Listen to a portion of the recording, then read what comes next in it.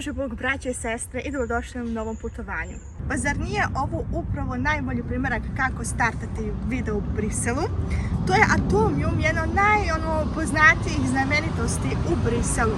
U ovom videu ćete saznati nešto o pravoslavnim svetinjama u Briselu. Nemamo dovoljno vremena da ih posjetimo ostatak države, ali smatram da u Briselu se nalaze one najviše ili najbitnije pravoslavne crkve, tako da ćemo to da obiđemo ovih dana. Spremite se za jedno novo putovanje. Atomium je projektovan kao simbol atomskog doba i mirnodopskog korištenja nuklearne energije, a projektovali su ga i izgradili arhitekte Andrej i Jean Polak. Danas je ovo više kao jedan muzej i svaka ova kugla ima svoj mali muzej i skroz gore imate platformu i možete da vidite cijeli grad. Okolo Atomiuma smo se prošetali i sljedećeg dana smo odlučili da odemo u četvrt Evropske unije, gdje smo imali mogućnost da posjetimo Parlamentarium. To vam je muzej Evropske unije. Kao što znate, Brisel je jedan od glavnih gradova u Evropskoj uniji. Iako ne podržavam sve odluke Evropske unije, ipak živim u njoj već 20 godina i svaka institucija ima svoje pozitivne i svoje negativne aspekte. Ono što mogu da kažem, o neko koji je zainteresovan za politiku i istoriju, će mu se dopasti ovaj mali muzej.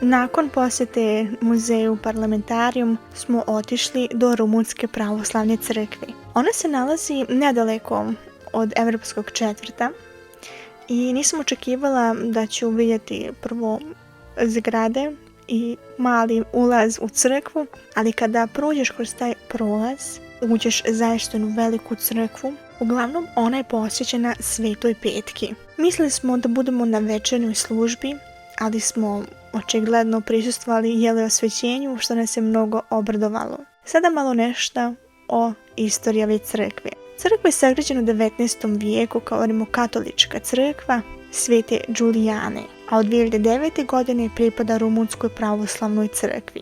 Ali je tek crkva 2016. godine kompletno otkupljena.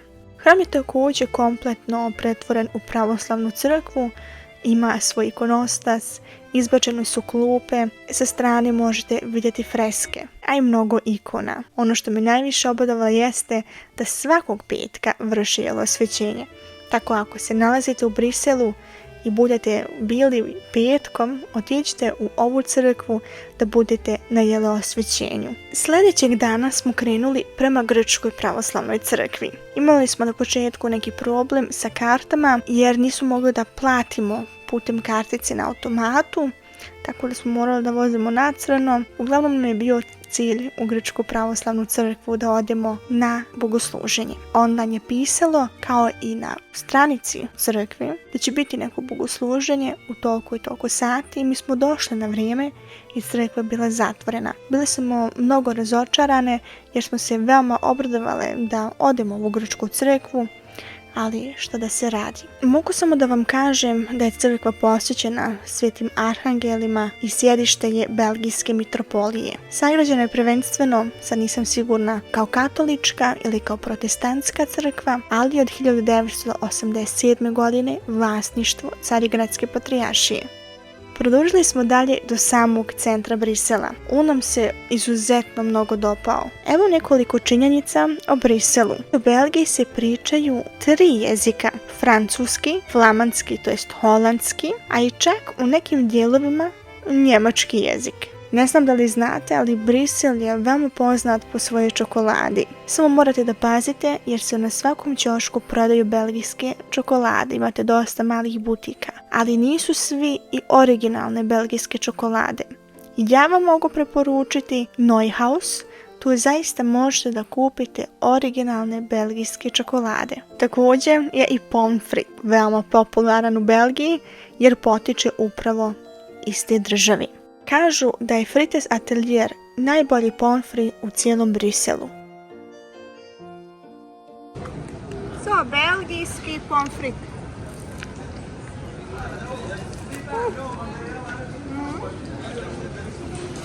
Dobre.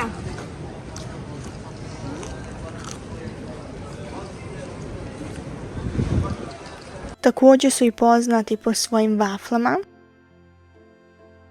Das ist schon sehr fettig.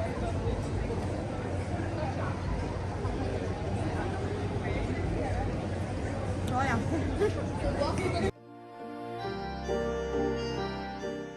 Vratili smo se nazad do našeg hotela i predvečer smo odlučili da odemo do Ruske pravoslavne crkve.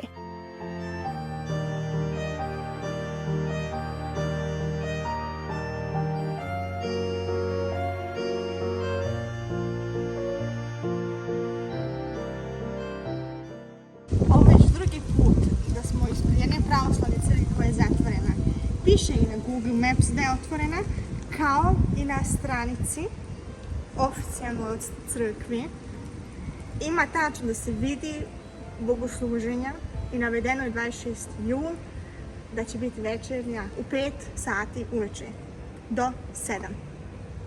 Tako i jutros u grčkoj crkvi pisalo da je otvorena cijeli dan i dodatno na stranici piše jedna vrsta molitve, tu nisam mogla da prevedem, ali između 8:45 i 10:45.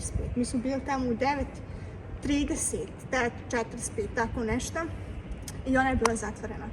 Meni to nije jasno. Baš razočarani smo. Šta ti kažeš, Zorana?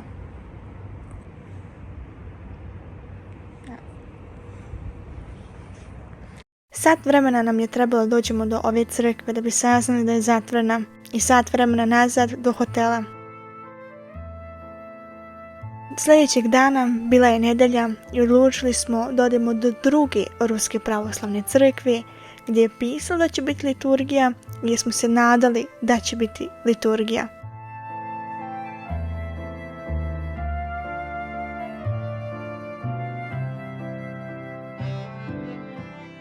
Ova Ruska pravoslavna crkva je posvećena svetom pravednom Jovu. Podignuta je u znak sjećanja na cara mučenika Nikolaja II. I cijelog ruskog naroda pobijenog od ateističke vlasti u metežu.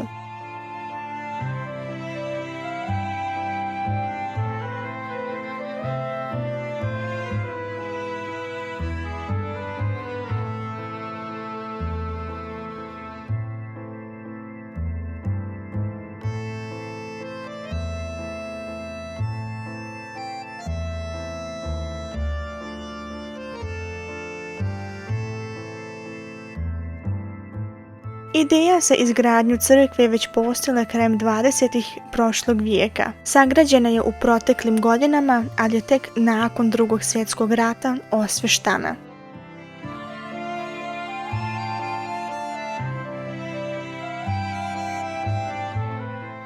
Između 2011. i 2014. godine je bila obnovljena. Liturgija se djelimično služi čak i na francuskom jeziku.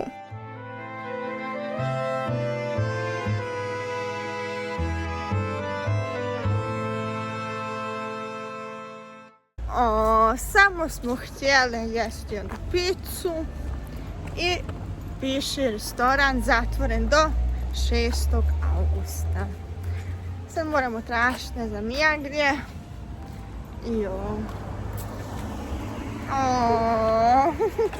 Zorana hungry. Nakon dužeg traženja smo ipak pronašli jednu pizzeriju gdje smo sebi uzeli večeru.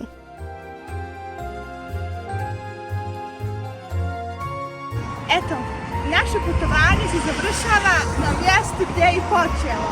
Nadam se da ste uživali u malom kratkom videu. Vidimo se u sljedećem putovanju s Bogom, Amen.